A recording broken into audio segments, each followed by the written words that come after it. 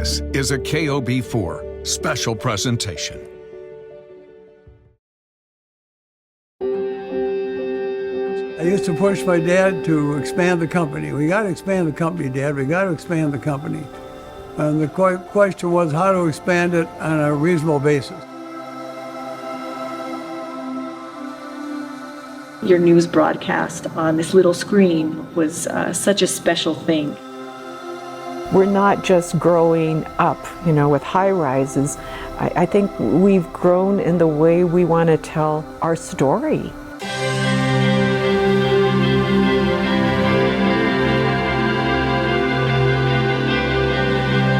Our news film staffers go almost everywhere, shoot almost everything from almost every angle. The music, the food, the sayings, the stories, all of that stuff makes us who we are. It was a place where you did know everybody and everybody was connected. And to me, KOB is still that place.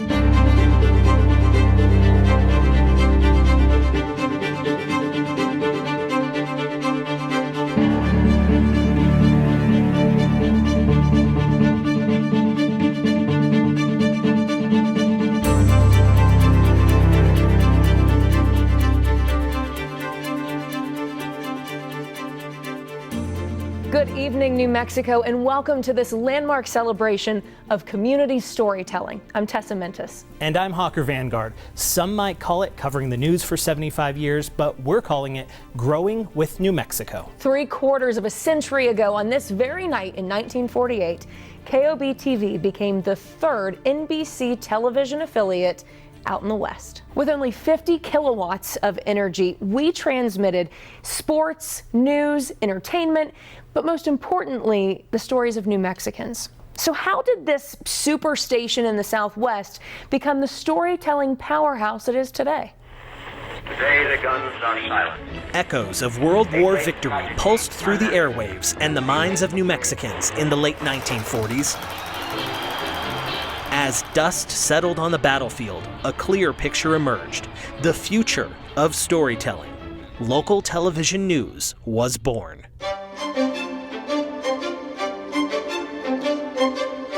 If it wasn't for a visit from NBC President Niles Trammell in September of 1946, KOB would be MIA. Trammell told KOB radio manager Frank Quinn the suits at 30 Rock wanted a coast-to-coast network, and KOB would be one of the first affiliate television stations between St. Louis and the West Coast. KOB launched the night of November 29th, 1948. New Mexicans didn't have to change the channel since there was only one. Variety shows, sports, and newsreels from around the country, all on Channel 4. But our station's founder, Tom Pepperday, felt something was missing. Hello, my name is Tom Doyle. I'm the newscaster on our nightly news show here at KOB TV in Albuquerque, New Mexico.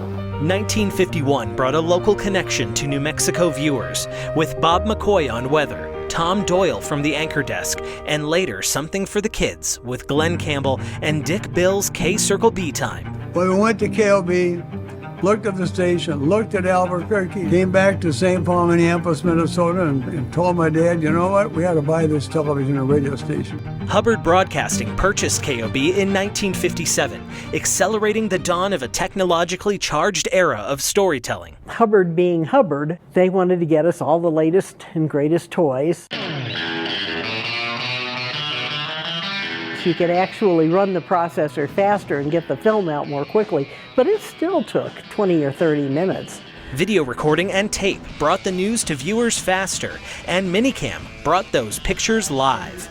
To get the signal on the air, you beamed it up to the crest, and there was an engineer, and you actually literally had to pull the plug out of here and plug it into there. When the news reached further than the Sandia transmitter, telling the world's stories became difficult, especially during times of international conflict, like the night Saigon fell. I was running back to the newsroom and literally ripping copy off of the teletype and running into the studio and handing it to the anchor who was reading it cold on the air. It was the conflict and the upheaval of what we knew as normal in the 1970s that embodied a shift in society and in the newsroom. When I was hired, I was one of only 2 full-time women in the news department. By the time I left, the reporting corps, it was probably 50-50. It was a very rapidly changing era.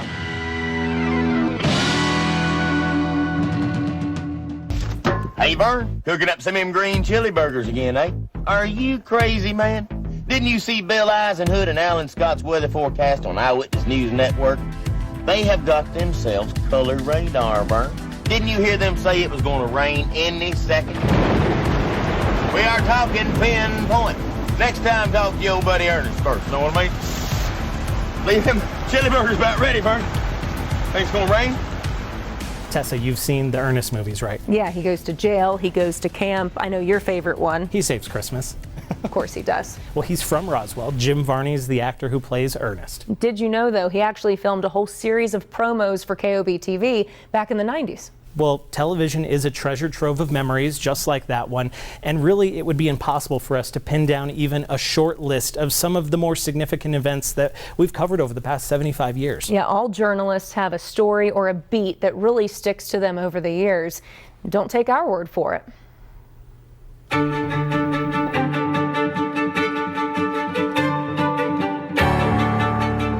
The way journalists tell stories is unique. It's like a fingerprint. For some, weaving threads of words with sound and picture is passed down. So I had it coming from 2 different sides of the family, actually. My dad worked at Univision, KLUZ in Albuquerque, and I would go to work with him and I would edit tape to tape. For others, it's a passion for progress in New Mexico. But what also makes it really beautiful is its potential. Our eyes have always been aimed sky high, whether it was a space shuttle landing at White Sands or a Virgin starship blasting off. I remember when Richard Branson came down and said, yeah, we're gonna go to space from here in the New Mexico desert. And we thought, what? When? I saw a lot of film growth while I was there. Netflix expanded while I was in New Mexico. NBC Universal expanded. Hollywood set up shop too. Studios focused on building our local economy to support productions. But it really started with people that were putting the infrastructure in place to be able to make Albuquerque a friendly spot for people who wanted to produce films there, who wanted to start businesses. You know, to be the people who you look to for information. The Cerro Grande fire happened during our watch, and it was one of the first times that we went wall to wall with coverage. We covered stories that allowed us to use technology like Chopper 4, News Star, and Roadrunner to inform the public in times of crisis. But that was the first one that not only was so large that whole cities were evacuated, but I had family members that didn't know if they were going to come back to a home. Out and the evacuation. Reporting from the cornerstone of public service and the greater well-being of our state. I'm so thankful that KOB gave me the platform by hosting Eye on New Mexico to really dig into the topic of suicide prevention and awareness. 4 Investigates delivered time and time again on a promise to dig for the truth. It seemed too incredulous to be true, and yet when we went out, sure enough, it happened exactly how everybody was saying it was happening. Delivering answers with a hunger for information and transparency. Those types of egregious examples of corruption were just, somebody had to do something. And I'm really glad that KOB believed in that story. At that moment, I realized this is why I'm here. This is so fun. And I can remember just taking my camera up, following the ball, and it went right through the net. We celebrated with our community when the triumph couldn't be contained.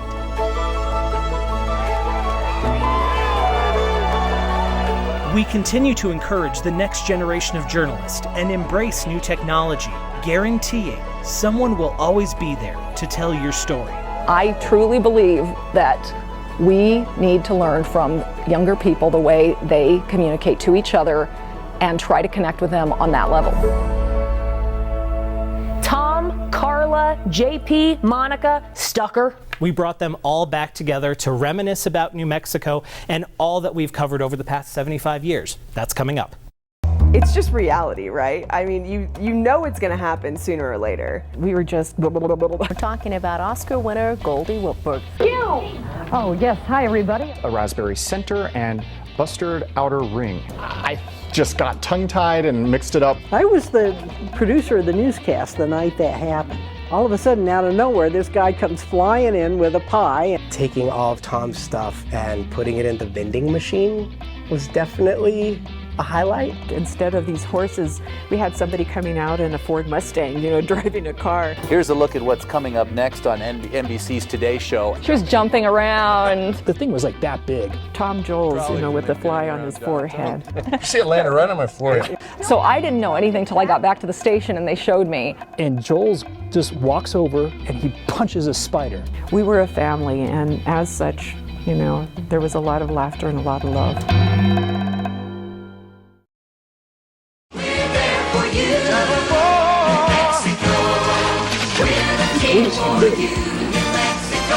The storm is really gonna hit the.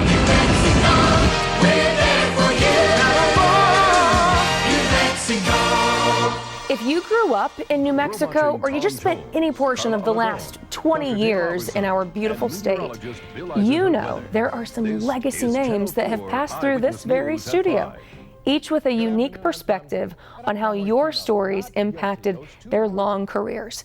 Danielle Tedesco and Hawker Vanguard had the opportunity to get together with some of these storytellers you grew to trust and love.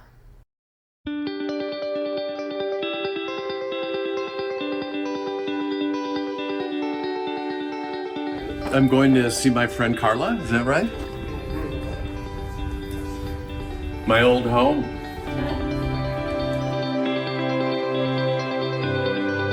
No, but you look the best. No, I don't know about that. Oh. When was the last time you were in here? The silver box. You never ate.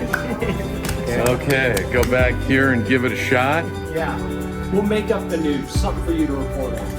It's the breaking news. Wow! In the studio. How are you? It's been just a couple of days and you've seen so many people. It's been crazy. Yeah. Yeah. They're wonderful. How are you? Very good.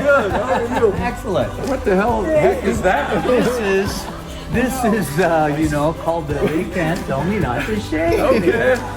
And what's the biggest thing you've learned? Hey!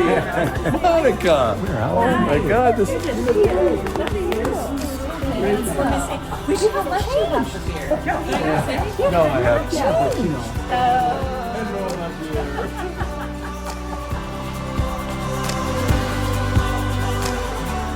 Everybody anchored together for more than a decade, but when was the last time you guys were together as anchor teams?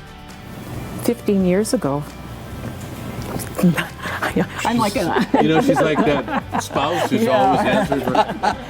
15 years ago. Yeah. We had a very challenging relationship early on. We did. We didn't necessarily like each other. We both had, if you can imagine, big egos. Well, you did. Carla's ego was bigger than mine because she was in LA. But yeah, we had big egos, and we had to figure out who the other person was.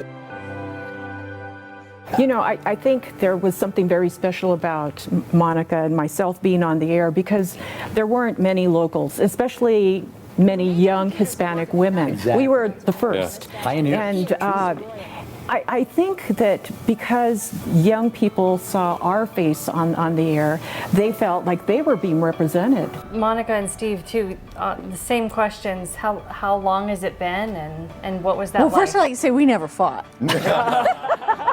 It looks like it's moving. Yeah, that's for Alejandro. Like cats and dogs. I always say Steve's like my stepbrother. I love him. I love him for life. At the beginning, she didn't think she liked me, but I was determined to convince her of that. Yeah. This is 1 week's worth of fan mail to Monica. Steve couldn't make it in today. You smell good. And even all these years later, how long have we been apart? 20, did you say 23 years? Yeah, 19 years. I call her once a month to remind her how much she misses me. Oh. And I do. JP, you started reporting news first before you got into sports, and so then you got to join them on the anchor desk. When I first arrived in New Mexico, you do your research, I did start in news and realized very quickly that sports is more the toy department than news is, per se. And making that transition into a passion of covering sports, learning the landscape of New Mexico, and then starting New Mexico Game Day with statewide coverage and really building a following. I appreciated and loved every single day that I walked through that door to inform, entertain, spend time with my family here. And speaking of family, I'm still trying to figure out if Carla is your work wife and you got brother and sister over here. I don't know what that makes me, the cousin who was invited to Thanksgiving dinner from out of town, but your Uncle Willie. There you go. I'll take it. But I loved every single minute that we were here at this desk. Hawker and I both grew up watching you. We are kind of the product of the foundation you laid. How does that feel, and what advice would you have for the folks who are still in this building? Well, when I watch you, I think you get it. I mean, it's wonderful to see a local girl from Manzano High School do so beautifully and to manage the news, and I think you did a great job managing Steve. That was great fun to watch many days. When my wife and I first came here, we probably spent every single weekend for 2 years traveling New Mexico. And it was such a remarkable trip that we became addicted to New Mexico, which is a strange way to put it, but it was in our blood. And these were the best years of my life. I mean, even though I'm getting older, I'm 67, and I look forward to a lot of different things. In reality, this was my sweet spot of life. We had 3 kids here, I had a great career, but this place is addictive. It was so hard to think about coming back and seeing this place that meant so much to me, but I've changed. But it's good to be back.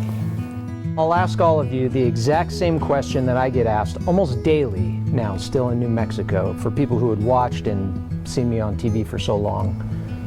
Do you miss it? I don't miss, the daily grind. I don't miss, it's changed, so it would be a whole different environment.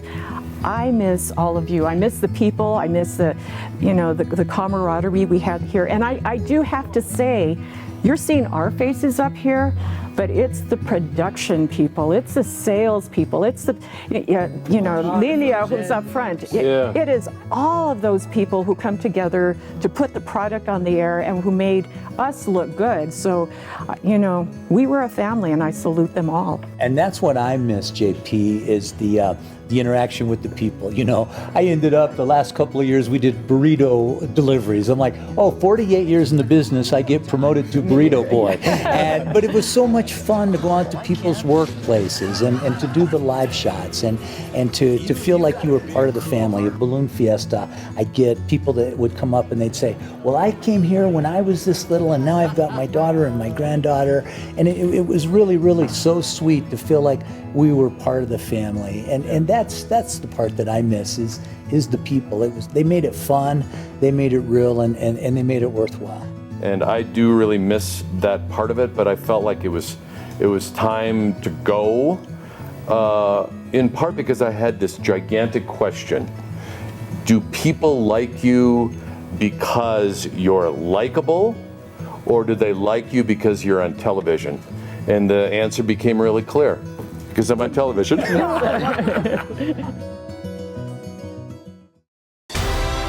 Hi, I'm Jessica Cartelia. I was an anchor reporter at KOB about 20 years ago. I started at KOB when I was just 23 years old. I made friends who I am still very close with today. It was really just the people who stood out the most. Incredible journalists like Tom Joles, Carla Aragon, and Robin Marshman. Good. Congratulations, KOB, on 75 incredible years. Cheers to you.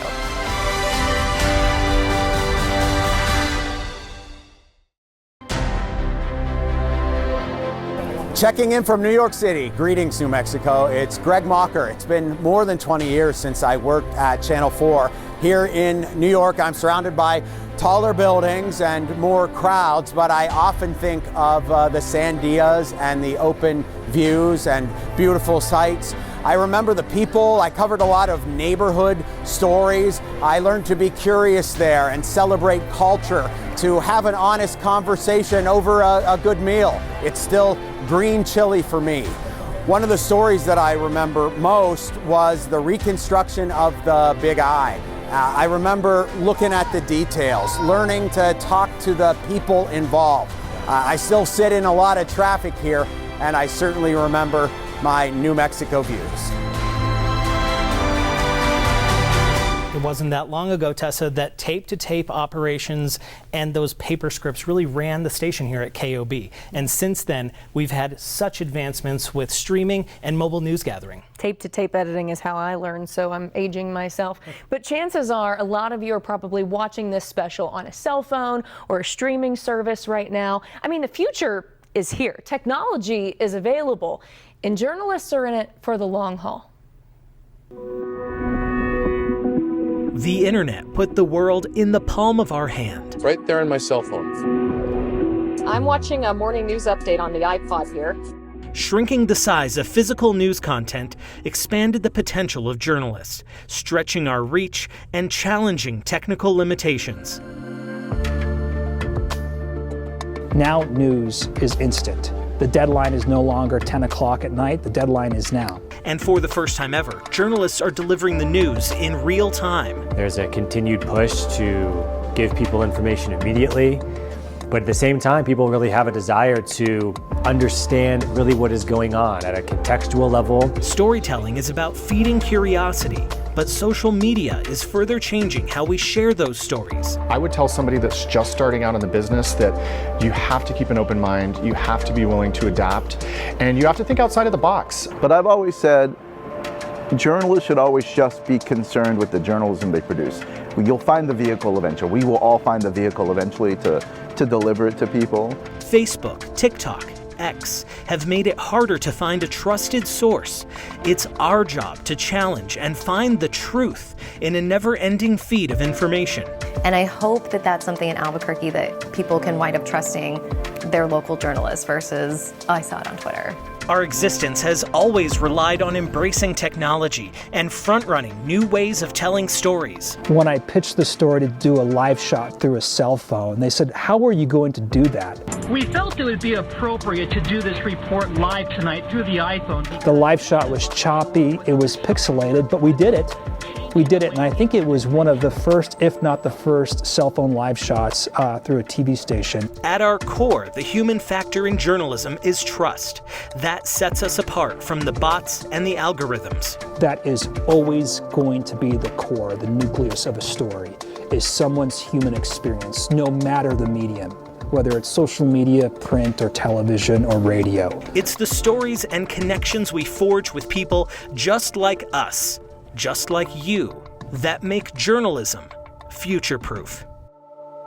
The revolution of storytelling is happening right before our eyes. We're very excited about the future, but we're also thankful you've trusted us for the past 75 years. And what you just saw is a small snippet of what's to come as we celebrate our connection to our culture and our community, the one we all call home. If there was any way that we could sum up almost 100 years of storytelling in a couple words, it would have to be, thank you, New Mexico.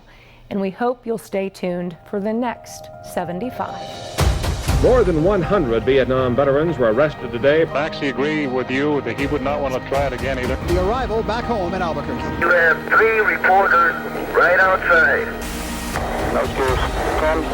We have the 2 people responsible for these crimes. We love this place. Now look at it. Burning some homes on the west side. The attack on America has touched the lives of many New Mexicans. You're supposed to protect this kid. UFC bantamweight champion! I am declaring a public health emergency. Release, release, release. Ignition.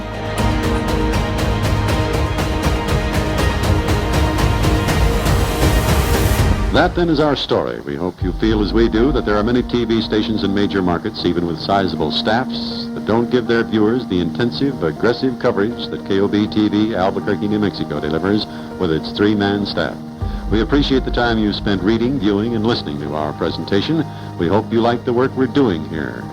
We've enjoyed the opportunity to show off our facilities and techniques, and we thank you.